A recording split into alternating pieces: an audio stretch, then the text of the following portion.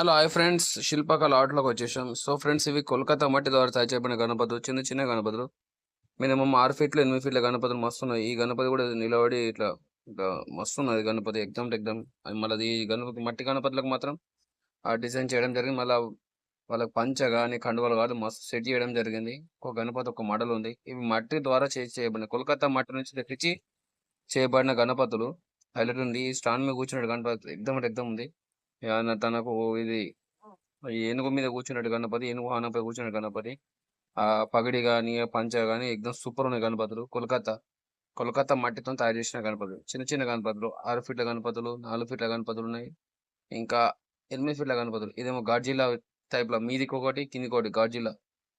ఎక్దమ్ అంటే ఎక్దమ్ హైలైట్ గణపతులున్నాయి. ఇది మత్స్య అవతారంలో ఉన్న గణపతి. మట్టి ద్వారా తయారు చేసిన మత్స్య అవతారం గణపతి. ఇది చిన్న గణపతి. 4 ఫీట్ల గణపతి. ఈ గణపతి చూడండి. దానికి